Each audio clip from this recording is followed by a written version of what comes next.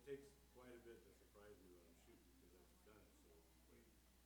Dad Hawkins said when he died, I inherited 45 automatic that he bought from the family of somebody that was in the San Francisco Police Department that went around the world with police shootouts. And man, he must have had 300 first place pins in that thing. And Della sold the pins for, except for a handful that she kept fairly recently. Somebody paid her a lot of money for the rest of the pins. I still got the gun. Do you remember when you was in at the thing they used to call a burp gun? It was a 45. It was a barrel and had a barrel on it. Looked like a piece of metal on it. And it was funny how they used during the Second World War. Anyway, this thing's they called it a burp gun back then. I don't know what it is. I know See they it? are, yeah. When I was in Okinawa, and I went over to Formosa. I told you we went over there. So before they went, they took us down to the inside range and we all fired the M1, or not the M1, some, what was that one? Carbine, M1 carbine. And I think there was I got 2 of them. 300 of us, and 3 of us shot perfect. We shot real times on a couple of them. So instead of going up to M1s for 45, they gave each one of them a pill to a burp gun. So there I was 3 months over there carrying that stupid thing around all that. If you're lucky from here to that wall, the thing wouldn't start tumbling. Yeah. And they didn't even give us a chance to fire it before the city with it. Yeah, you fired those and they sounded like a burp. When they'd go off. I've heard them Used to cancel one phone and keep the I've got DSL. 2 M1 carbines. And the silly Really? account One M1. canceled Is everything. that right? So, and then because it has had it for so many years, they didn't know how to put, And I've got long magazines. For the carbine, I have long magazines, but my M1 is top loader. Bang, bang, bang, but you have to put you got the thumb pincher magazine. The carbine was one of the first ones and that kind of thing that they made out of that. I got to fire both of those. And the thing about the one they first had to do is about trying to get 3 rounds off of it. Because anything past the third round was going to go. Now it's just 30 caliber. Unnumbered.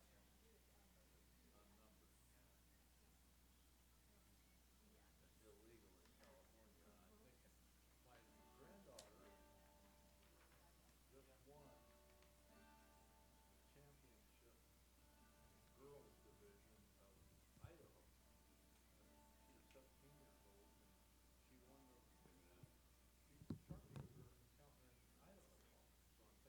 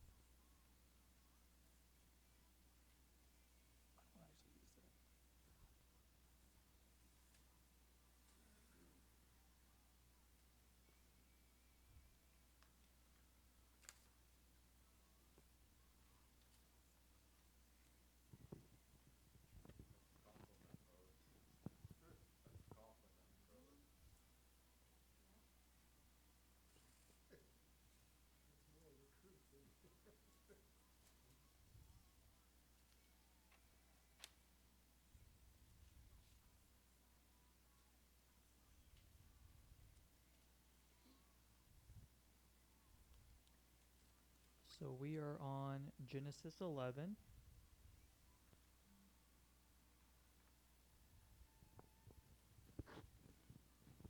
Make sure this is close enough you can hear me. Are you gonna read it to us tonight?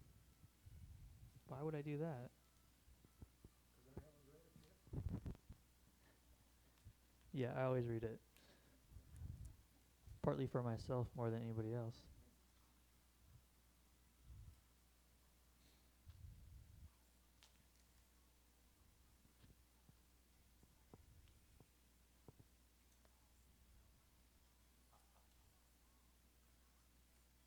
Now the whole earth had one language and one speech. And it came to pass as they journeyed from the east that they found a plain in the land of Shinar, and they dwelt there. Then they said to one another, Come, let us make bricks and bake them thoroughly. They had brick for stone, and they had asphalt for mortar. And they said, Come, let us build ourselves a city, and a tower whose top is in the heavens. Let us make a name for ourselves, lest we be scattered abroad over the face of the whole earth. But the Lord came down to see the city and the tower which the sons of men had built. And the Lord said, Indeed, the people are one, and they all have one language. And this is what they begin to do. Now nothing that they propose to do will be withheld from them. Come, let us go down and there confuse their language, that they may not understand one another's speech. So the Lord scattered them abroad from there over the face of all the earth, and they ceased building the city. Therefore its name is called Babel, because there the Lord confused the language of all the earth. And from there the Lord scattered them abroad over the face of all the earth. This is the genealogy of Shem. Shem was 100 years old and begot Arphaxad 2 years after the flood. After he begot Arphaxad, Shem lived 500 years and begot sons and daughters. Arphaxad lived 35 years and begot Selah. After he begot Selah, Arphaxad lived 403 years and begot sons and daughters. Selah lived 30 years and begot Eber. After he begot Eber, Selah lived 403 years and begot sons and daughters. Eber lived 34 years and begot Peleg. After he begot Peleg, Eber lived 430 years and begot sons and daughters. Peleg lived 30 years and begot Reu. After he begot Reu, Peleg lived 209 years and begot sons and daughters. Reu lived 32 years and begot Serug. After he begot Serug, Reu lived 207 years and begot sons and daughters. Serug lived 30 years and begot Nahor. After he begot Nahor, Serug lived 200 years and begot sons and daughters. Nahor lived 29 years and begot Terah. After he begot Terah, Nahor lived 119 years and begot sons and daughters. Now Terah lived 70 years and begot Abram, Nahor, and Haran. This is the genealogy of Terah. Terah begot Abram, Nahor, and Haran. Haran begot Lot. And Haran died before his father Terah in his native land, in Ur of the Chaldeans. Then Abram and Nahor took wives. The name of Abram's wife was Sarai, and the name of Nahor's wife Milcah, the daughter of Haran, the father of Milcah, and the father of Iscah. But Sarai was barren; she had no children.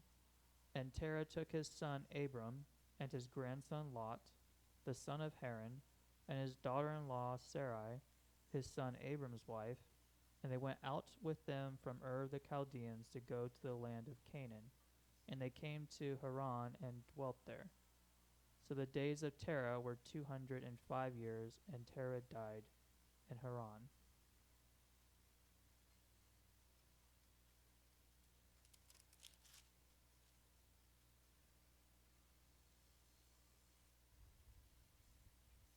So how much time between 11 and 12?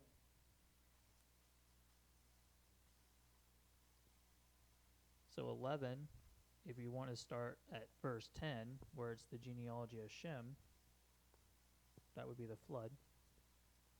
and then it goes as far as Abram, right? There it is. Was Lot the same age as Abram? Says so. Or close? It doesn't say age-wise. Does it say? Um, In No, my I think mind, I've always had him as a teenager, but he obviously was not a teenager. It'd be hard to figure out the time because you don't know what age. we don't have Lot's age. If you want to go just from like Shem to Abraham, though, then you're going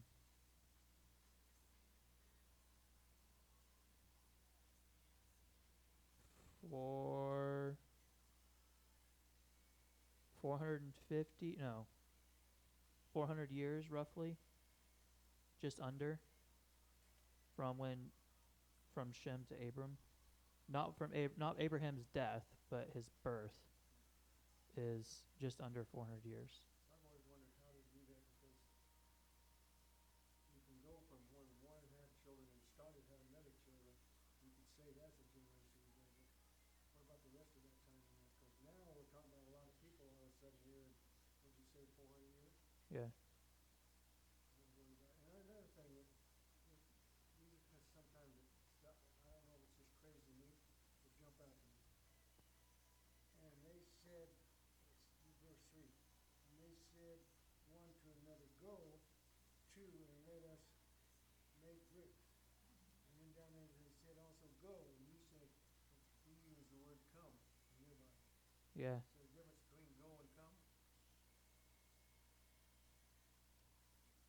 To me there is. So I wonder what it is in the Then they said to one another, Hebrew. and then quote, come, let us make bricks. you And got they come said- there? Yeah, I have come. What Bible do you got? New King James. Maybe that's it. But to me, what worries me about that is, for me, there's a difference in come and go. Yeah. Go, I'm telling you to do that. Come, I'm saying come with me. Well, it's just like if I were to say to Gail, come, let's go somewhere, or come on, let's go, let's do, or let's go do this. Okay, I agree with that, but if you put other words with those two words, then it makes a difference. But just the word itself, one's a command or a statement, and the other's a request. Come is inclusive. That's right. Go is. Go is not inclusive. Right. That's what I'm saying. So I wonder how that translation comes out there. So I can check it when I get home. But It's just stuff like that to me that I get. yeah, no, definitely. And I've read these in both versions numerous times and never noticed that before. Paul might be able to check it, but Huh? Paul might be able to check it. But I'd have to wait till I got home to check it myself. And actually, I left my phone back here. The part that gets to me in that same sentence is come, let us go. And is it God talking, who's the us? The group of people, I What would was the think. group in heaven? When you use the word go, though, Depends on which verse you're in. There's two separate statements here. you're going to include come along with go, and you're going to have to say let's go. So verse 7 is different than verse 3. The command statement is the same, but it's a different group of people. Right. And see, it's a group. And So what? they said to one another. The first part of that verse, said to one another, come. Well, Yeah, they said. this here says go. Yeah. But how does it, Go to. So that's somebody saying go to, let us make bricks. how does the, I mean, read from the first. If I was gonna say that, I'd say come, let us go make bricks. Because let us go make bricks is using the come part, not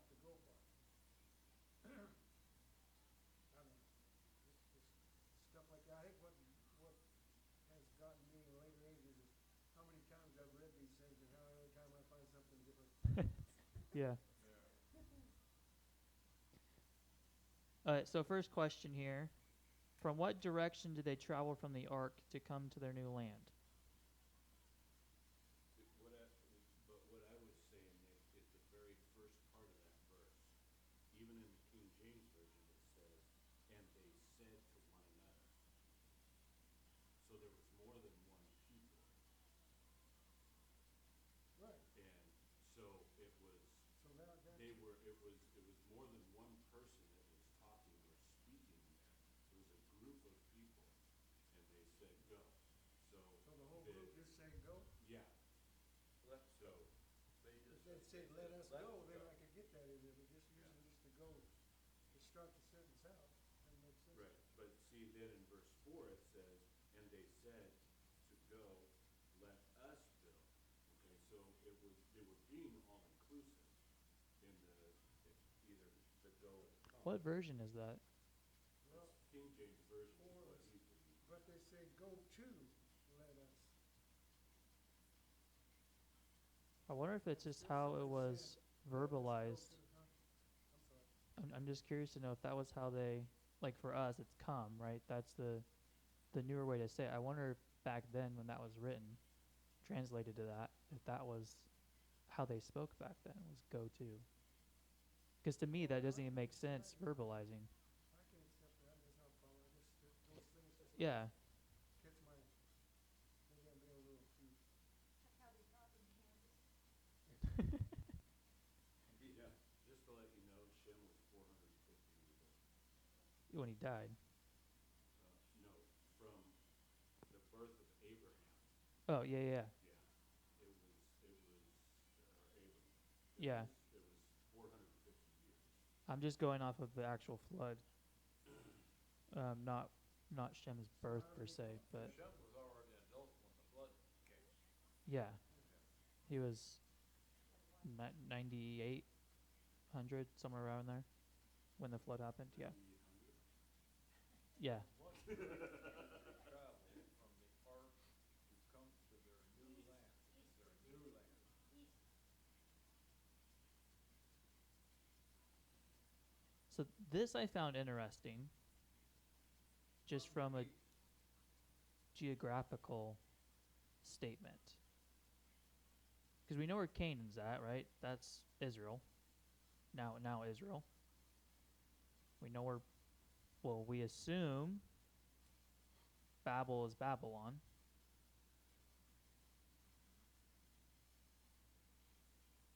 But that means they came, the ark would have been further east than that because they went to where Babylon is. And it says they went east, from the east. They moved eastward. Yeah, came to pass as they journeyed from the east that they found a plain in the land of Shinar, and they dwelt there. from the east of what?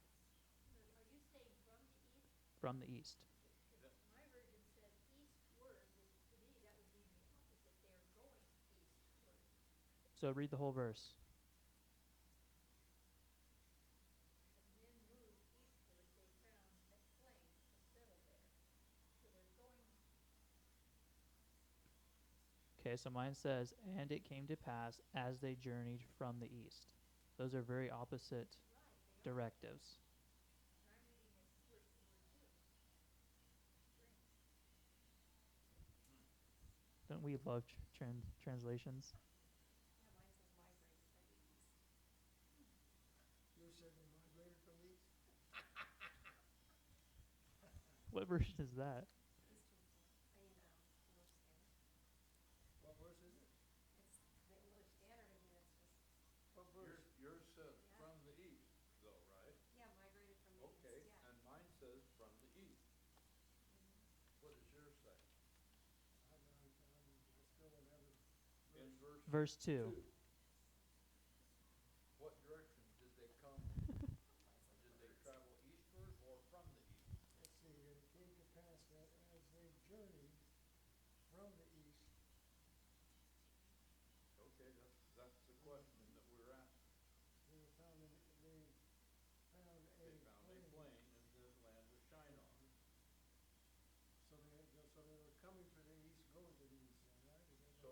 fishermen, that's where the shiners came from. But from the, is that from the east of the flood, Yes. where the ark was? Yes. Oh, okay. So they're coming down out of the mountains then, down into the lowlands. They supposedly, the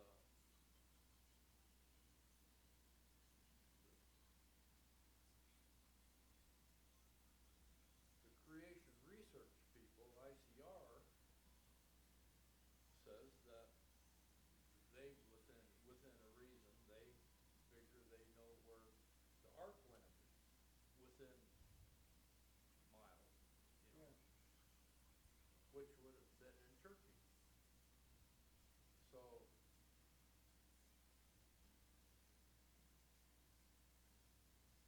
Well, I mean, if the name of the mountains is still the same, it would have to be Turkey, yeah. it would,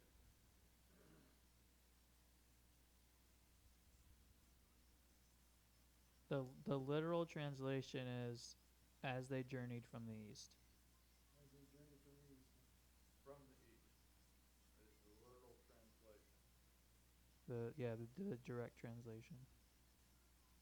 In the Unless you direction? read, unless you read out of the 1611 King James, and then it says, "And it came to pace, as they journeyed from the east, they found balm in the land of Shinar, and they dwelt You there." still said from the east though. From the east, yeah. But it says they journeyed. Yeah, and they pace. It's Yorny instead of Journey? Yes. And it's Isis. Back to the same thing, from Kansas.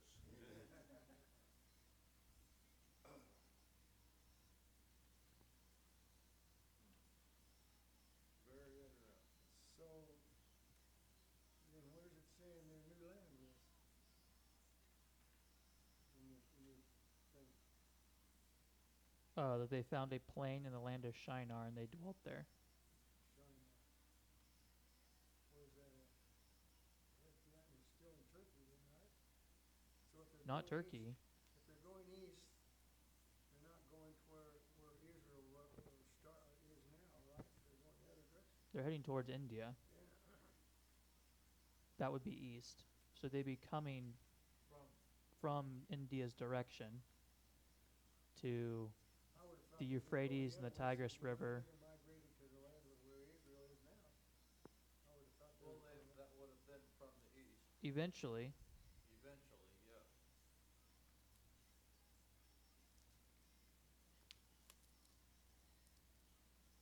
Okay, my footnote in this really small print says, or, where it says the, men moved eastward. The footnote says, or from the east, or in the east. Yeah. But it does make it a little bit more like the other version.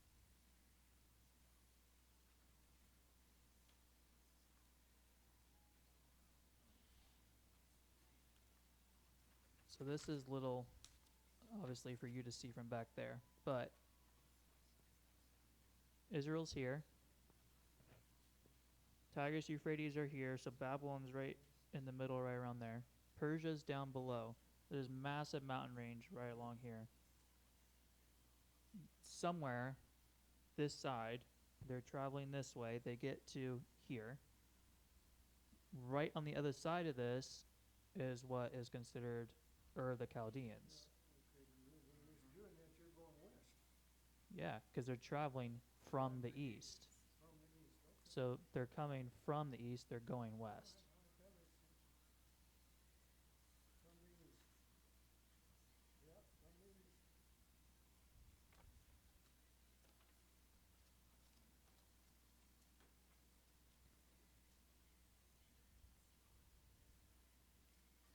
So what was so special about the original language? They all spoke the same one. Okay, if there's only one language, everyone speaks it. What else? I don't know, because I don't know what it was. Well, I just know that what we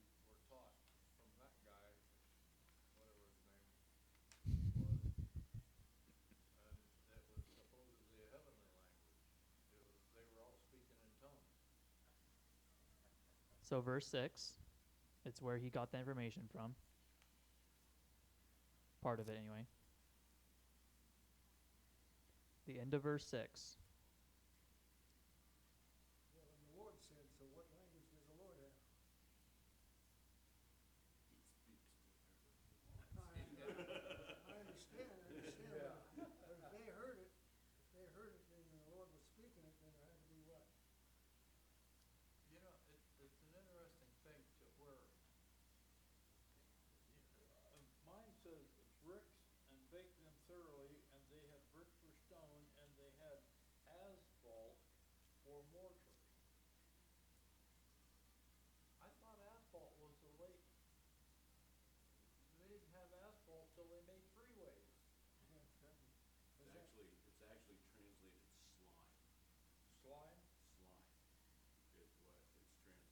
So it's Because like- I looked it up, I thought, so I actually went to the 1611 King James Bible, and it actually states slime. And Okay. so, and I it's it's made up of three parts, and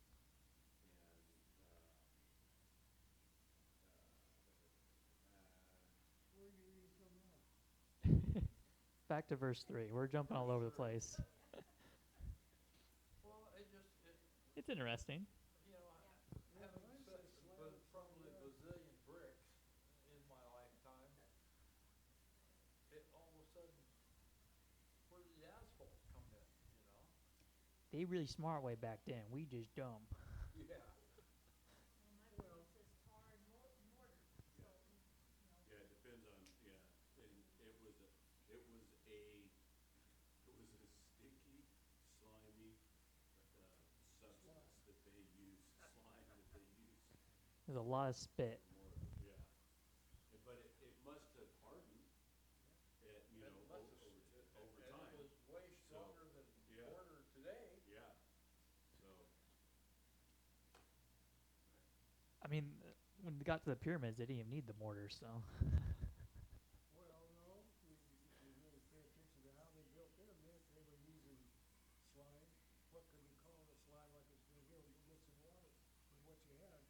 Well, yeah. The idea was that it made the thing, they connected it together, like what they, two parts It's a being put wonder what together. you can do with slaves, huh? Yeah.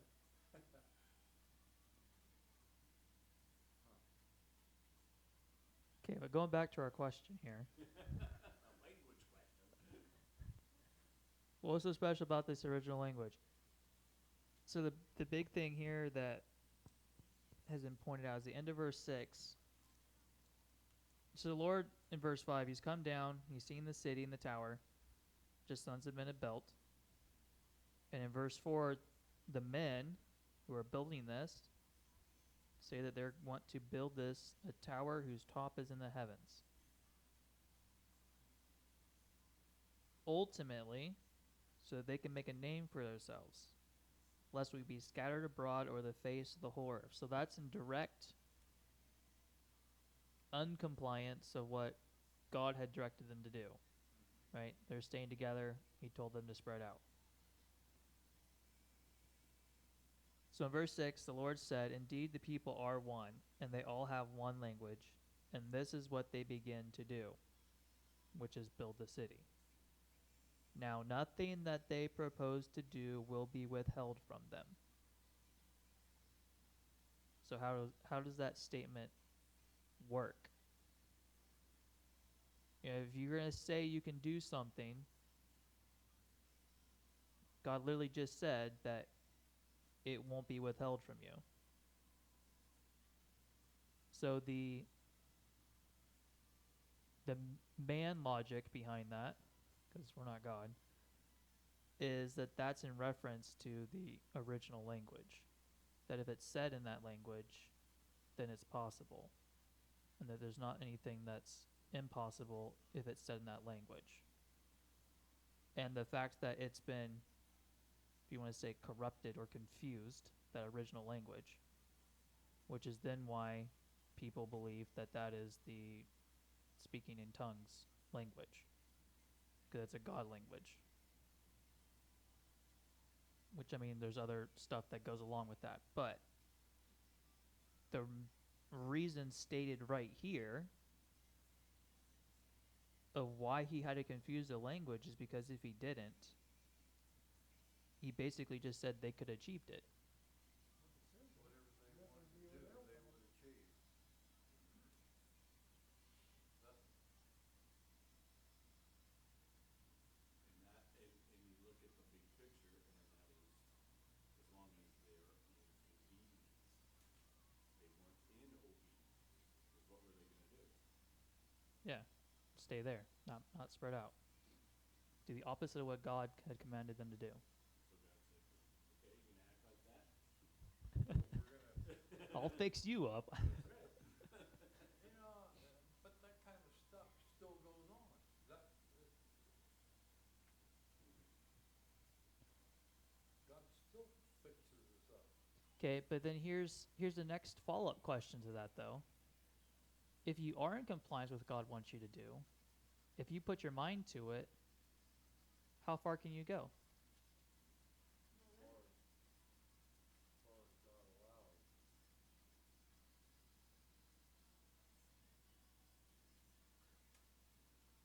Well, we talked back in the beginning, God didn't just do anything, I'm talking about right now. well, I think there's limits. The way I see it, if we were as obedient as, say, someone like Enoch,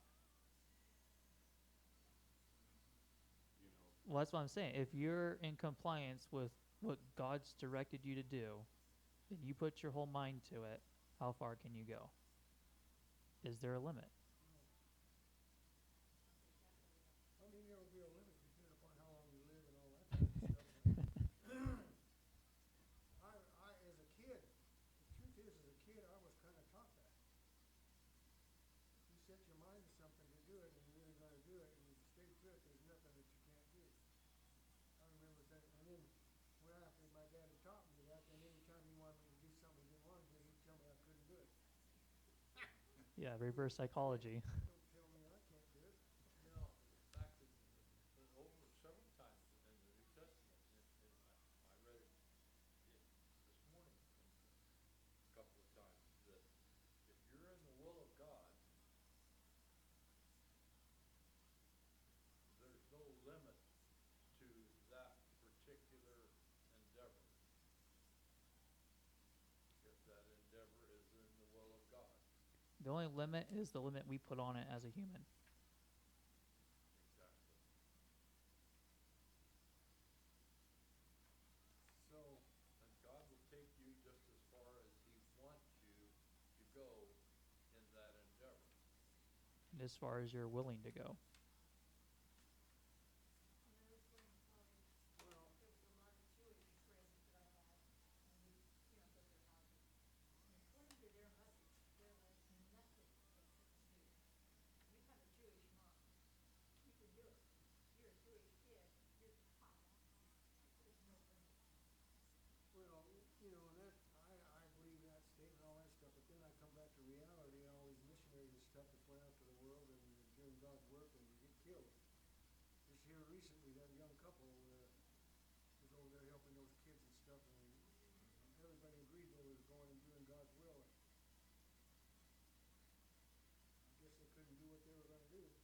Answer me this though, would we even know about it if they did get killed?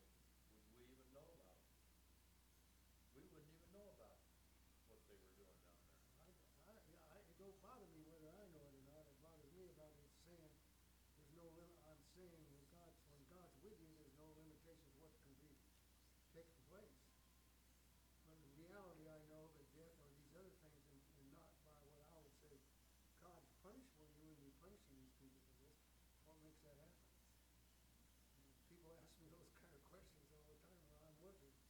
And some of those things I just don't have an answer for. Yeah. This morning, Sunday school was a little bit different because I didn't really I hadn't started a new series yet. We had finished one last week. So we watched Louis Giglio Fruitcake and Ice Cream, which is a college girl, true story. He read her journal. She was a journaler. Yeah. And in 14 days, she goes from hating the world, broke up with her boyfriend, and this fruitcake, this Christian girl, moved into the apartment.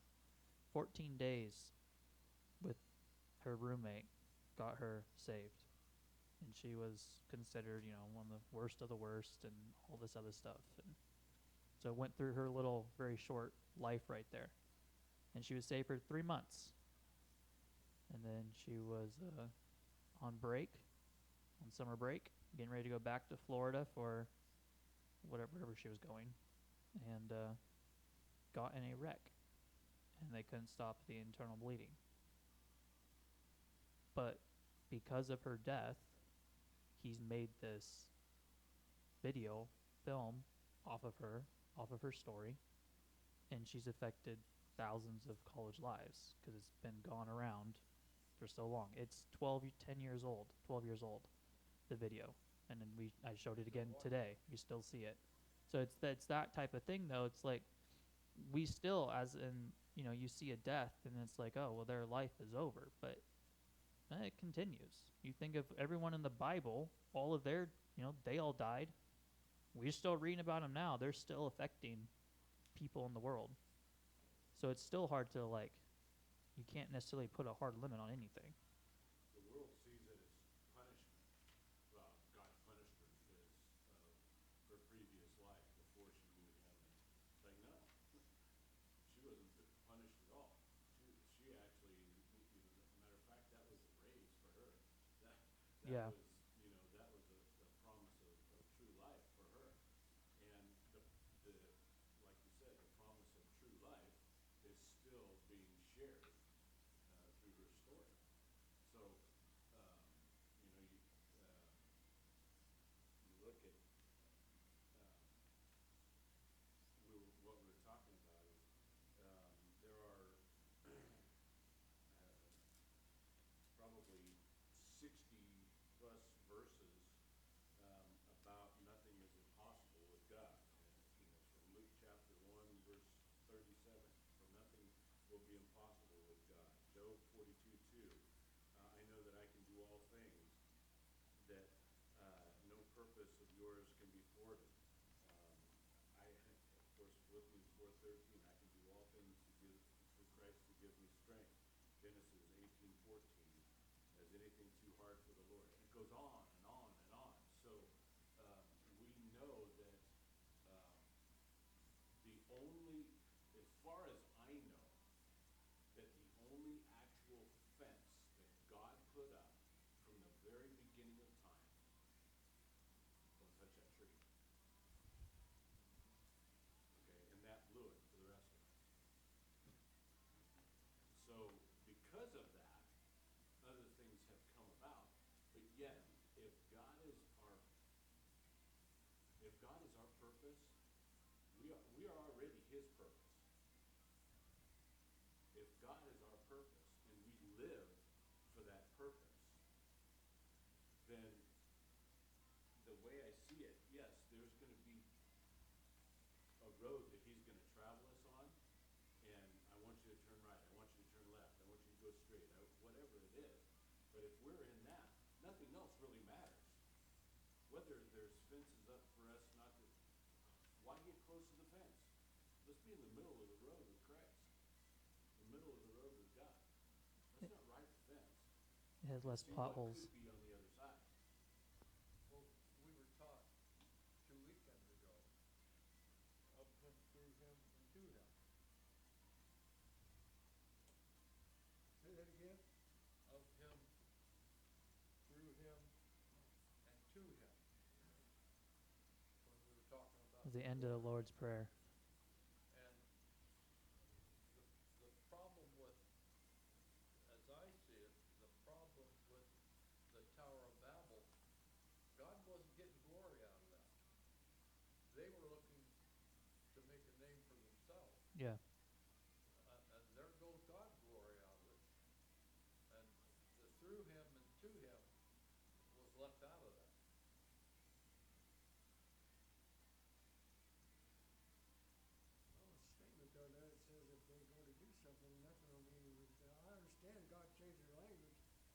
ordered that because they couldn't communicate, they Oh, can't man. hear them. So why did it make a statement, and that's all they're Yeah. saying, if, and it comes up with the things that they're doing, the things that God wants to do. So it's pretty important for us to try to stay in tune with God, that's all. I had a conversation, the, the guy that runs one of the clubs is the guy that runs huge skyscrapers, all the steel work for big skyscrapers. And he said that he can't keep up with the new blueprinting.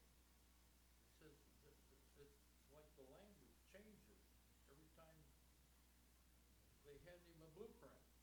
You have to, it's like deciphering a whole new language almost. And so and that's not even going to the sky, that's just going a little bit, you know? So who confused the languages? God did.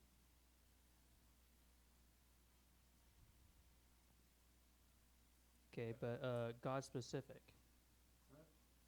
God specific. Well, it says our, let us. So who's us? Father, Son, Holy Spirit. It's just it's a statement where, I mean, we just say God, but they all work together in tandem. And a lot of times we forget that. They're all part of this. Not a lot, most people do. Yeah. But us right here, me, talking to me more than anything else, because I don't know your guys' brains. Well, us is capitalized Yes. in my Bible. And so that would mean God the Father, God the Son, and God the Holy Ghost. It's either, there has to be one, at least two of them, So, or it wouldn't be us. correct me if I'm wrong, Paul, but when it says the Lord, is that not talking about Jesus?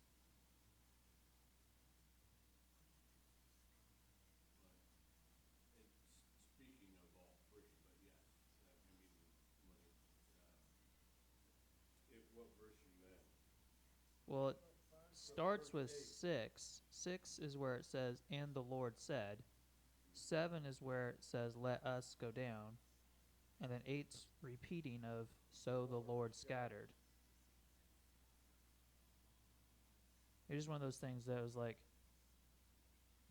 God was like the thinker, the brain behind it, while Jesus was the actual doer of the action. Your reaction?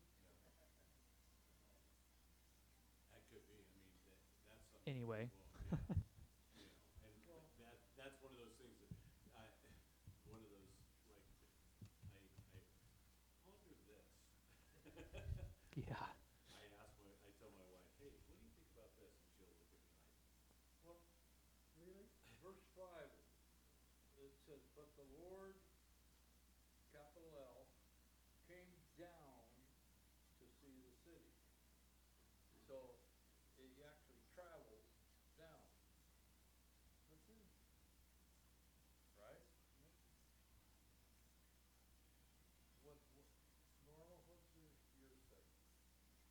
In verse Mine 5. says almost the same thing, but it's not capitalized, it makes more sense when you said it was capitalized. That makes sense if we're talking about God, being capitalized. Mine is lowercase, For which word? Verse 5. for us. You In, said in let us, 7? yes. And it would make more sense if it says let us capitalized, then that's God. How is it not capitalized? Right, but my version doesn't have it capitalized. there's a lot of versions Right. that are out there that even I've found even in the King James version, Right. there's been times where it's not capitalized and it's like, oh my goodness. That's why most of the time Got I'm it. in New King James Version or the King James Version. But for this study, I just typed in New King, Yeah. take a little bit version. Yeah. But it's not capitalized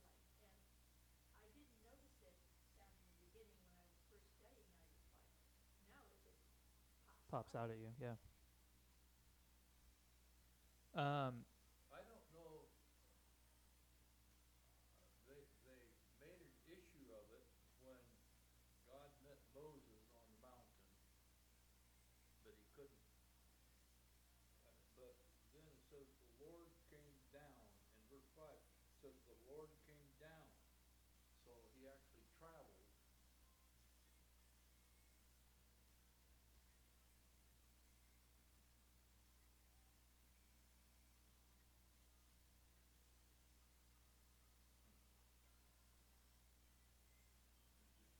And Jesus came down. Not that it makes any difference. I mean, No, but they used. As long as the key word here though is just that you know that they are working together. yeah. It's not one just doing it on their own. You know, it's in tandem. That's the big importance with the word us. Is just knowing that they're together in this. And all through the Old Testament, one of the problems is when he uses the word Lord and God and all these kind of things, there's nothing there for the reader to read that to know that it's not the same thing. Jesus made a distinction when he said, "My Father sent me. Yeah. My Father told me." Yeah. That's a different personality. I do the will of my Yeah, Father. that's right. Different. Yeah. Well, his father sent him to the world to be our sacrifice. Right. So, The even Father though sent him the he Son. was on a mission from God. Okay, and So when I they, think it's kind of like you were saying, all three of them are the same purpose. There's no Mhm. division in them at all. Yeah. All of one mind. okay, I think that just answered my question, because I was gonna ask, when they come down to do something, is it always they're of the same mind? And you just said that, they are. So it's division. Well, yeah, and it's hard for our mind to attempt to understand it, but it's three separate beings, but yet they're one, Same. and so they're like-minded, like-driven. They are entwined together. There's no like They already their have that consciousness is together, and Yeah. yet all this. Figure it out in your brain, however you Yeah. can to work it, but most of it's just like the concept and you leave it at that.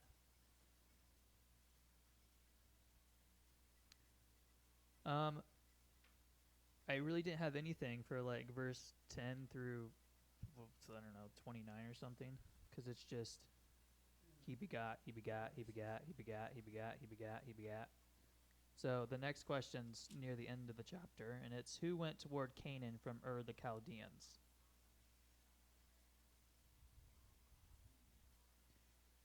And I only wrote this down because I didn't realize one of them went there.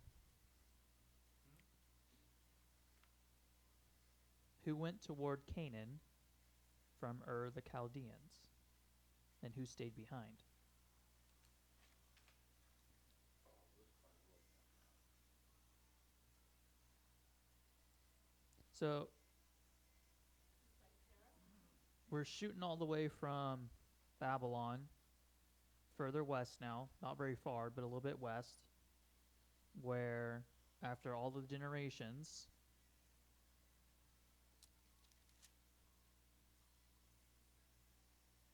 Nahor, or Terah's where he settled. Terah settled in his native land in the of the Chaldeans, which is a little bit west of Babylon area. So who went from the Chaldeans toward Canaan, Name-wise, or name-wise?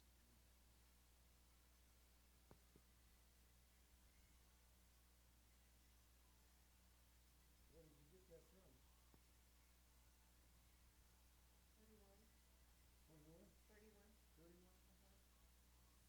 That's Terra, and from Lot. Is it Lot's grandson? Sons of Lot is the grandson. Oh, okay. sons and sons. Yeah. Sarah. Sarah, his daughter, Took this one. Abraham and Lot. So there's two confusing things here. For one, Nahor has a grandson named Nahor, Abram's brother. So that gets a little confusing, mostly because Nahor's kids, you got to remember which Nahor they're attached to. If we go up to 29, Abram and Nahor took wives. These are the brothers, Abram and Nahor. The name of Nahor's wife, Milcah. This is where this is confusing. Oh, let's see what it says on here.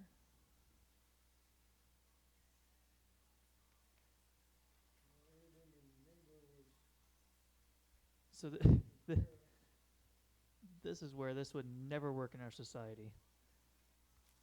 Okay, so verse 29.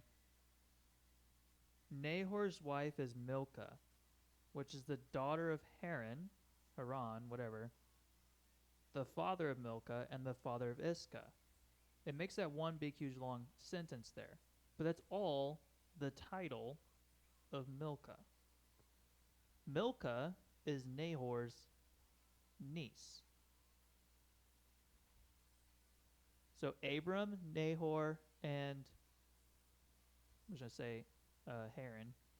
Those three are brothers. Haran has Lot, Milcah, and Iscah.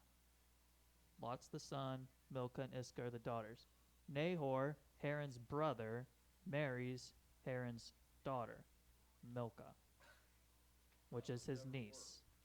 Yeah, but it's why this sentence is confusing if you don't see the genealogies here. Because the way it's worded is very confusing because it sounds like it's three different people, but it's all just one person.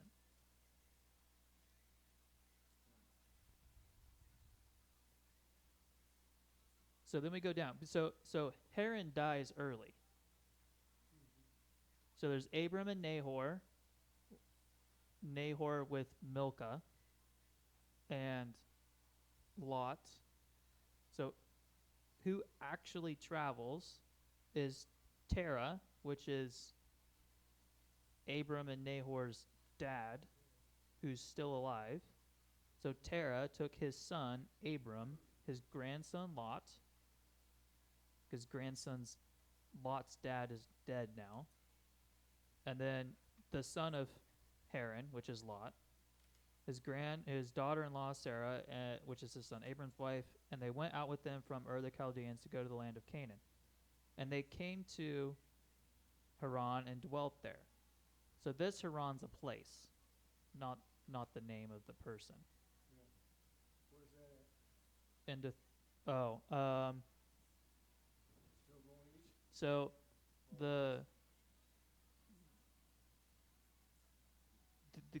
the fertile land, the crescent, the Ur the Chaldeans is on the far right of it.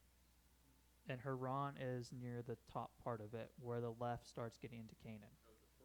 So they're following that along, and they're about halfway through where they stop, which is where Terah will die in the top part of there.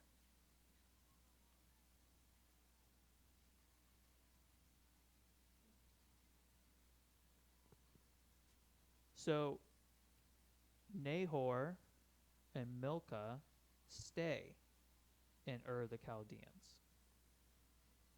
And this isn't important right now, but when we get back to further down along the line where Jacob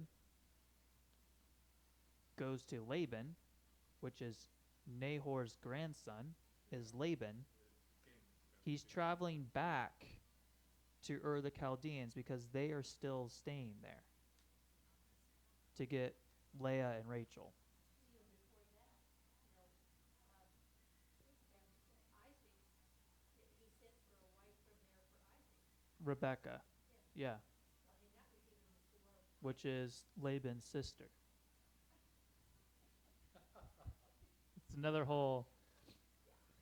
Not acceptable in California. So this is to me, like when you first read this at face value, you're like, they must not have had any other options.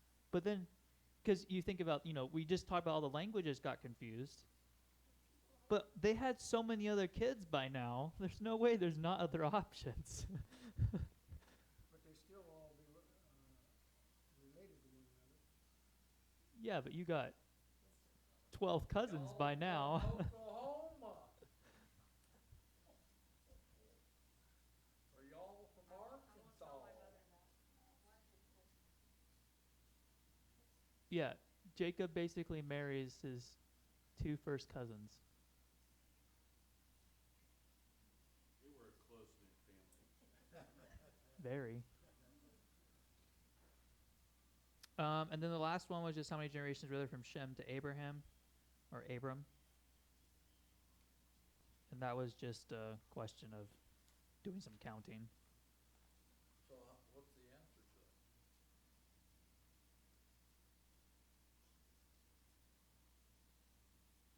10. 10? If you're counting Shem and you're counting Abraham, there's 10. You're using children to decide the generation? Yeah. So you got some of them was there when he was 35 or 40 years old, and then others, because he said they had sons and daughters, they could be over 100 years old, so how are they going to be in there? What gets me is that after the named son, then it says they lived another 300 years. Yeah. They had sons and daughters. Exactly. And had more sons and daughters. Yeah. They're not even mentioned. They're All the way up till they were 250. They didn't even have names. The rest of them weren't even named. No, because they weren't part of the straight genealogy. Second born, or whoever it was, no privileges for them. The only time they got named is they did something wrong, Yeah. or if they happened to be a wife.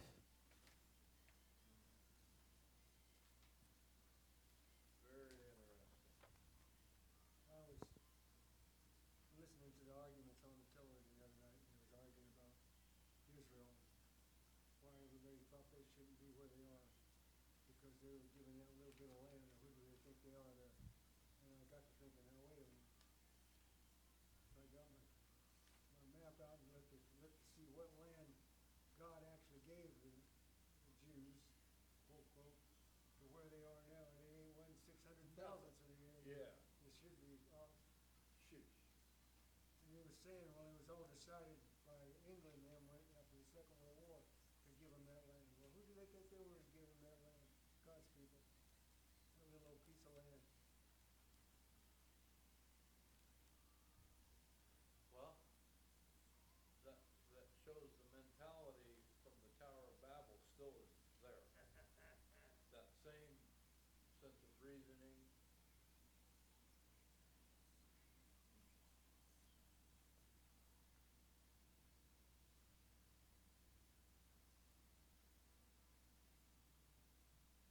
It really all boils down to all these rules and laws and regulations and everything we're all trying to make up, okay? The truth is, the only ones that really are the ones that God's made, not the rest of human beings that make it up. I was thinking of that this morning when I was waiting for Dawn, because in the motorcycle world, it's brother this and brother that, and man, we stick together, brothers. And you read first, second, and third John, and Jude, and it talks about loving your brother, and the whole New Testament, love your brother, love your brother, love your brother. It's not unique to the motorcycle world. Back in the old days, Well, they were talking about even that. then when they were talking about your brother, they were talking about relationships. They weren't Yeah. talking about an actual brother, yeah. So this is something, I always found these really cool. But there's been more and more studies done on it, which they've gotten more and more, if you want to call it viral, they're just around social media a lot more, which to me is really, really good. But it's on the probability of you being born. So in the Jewish genealogy, there's roughly 12 more generations than any other genealogy in the world. On the assumption that because they were given the blessing to be fertile and multiply, that they had kids more often and sooner than other people in the world, whatever. Nationality. So, but it's documented back that there's 12 more generations in the Jewish line than there are in other nationalities anyway. This is this is just ones that I had saved that because I thought this one was really cool. But the probability of you being born is about 1 in 400 trillion, which is a pretty big number. The idea behind this is that one of the closest probabilities that they could set to this is if you throw one life preserver in the ocean, in any ocean in the world, and there's one turtle underwater in the world that can't see the surface, and he swims up, is the same probability of him putting his head through that life preserver on one try of you being born Without even seeing where he's going. without seeing it. Seeing where it's going. Now, Right through the hole, you providing it's not a cakewalk. you base this on the fact, though. Let me see where it's actually at so I don't say this wrong. Yeah, so this is only on, like, the probability of your parents meeting and then you being born. So you do that for every generation above you, which is not like 1 in 400 trillion, doesn't turn into 1 in 800 trillion. It's an exponential equation. So it's basically comes down to, like, if you ever want to look at a miracle, look in the mirror, basically. Because there's no way in any scientific form that you're not a miracle. But I always find these really cool. But I'm finding these more and more on the internet, which I'm surprised. I always wondered. Yeah. Not only that, but you were born able to make apple pie. Well, and what's the possibility of us being here, the 5 or 6 of us are here tonight discussing the things we're doing?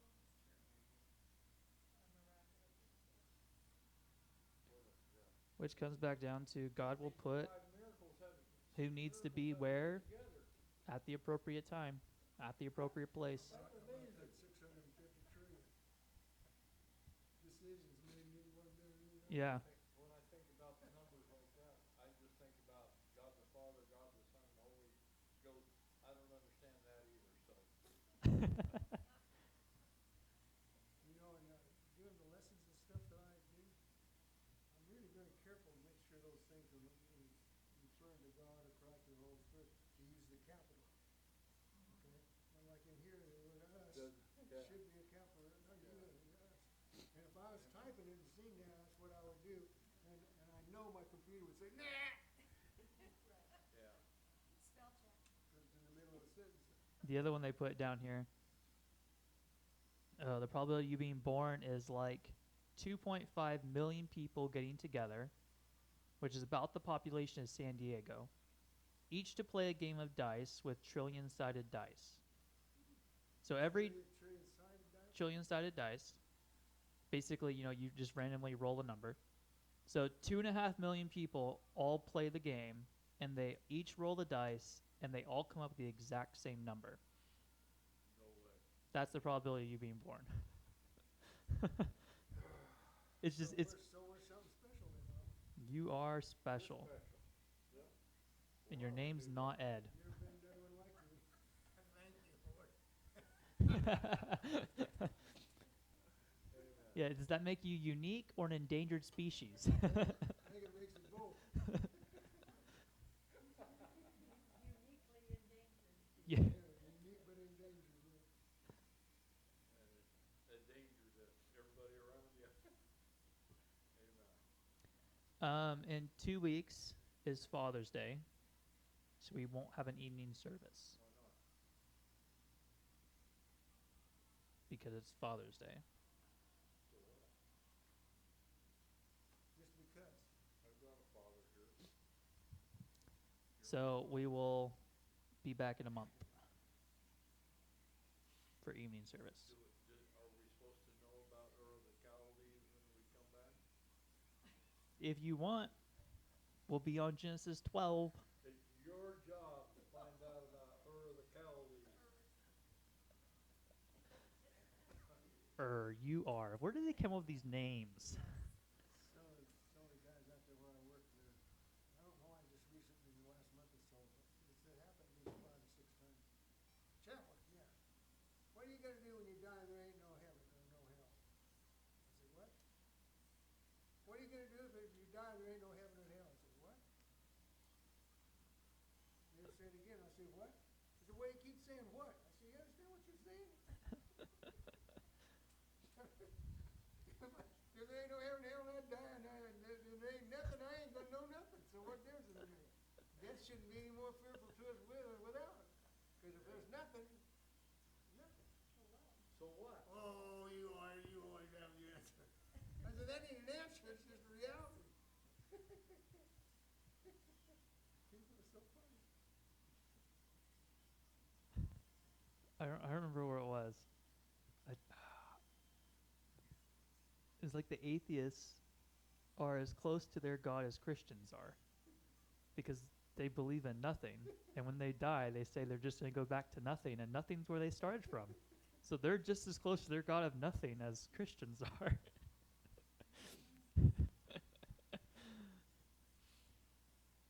Oh. Amen. Oh yeah, the other thing I was gonna say. One of the guys in there, I said his name was Rue. It was R-E-U. When I first saw it, my first thought was writing electric utility.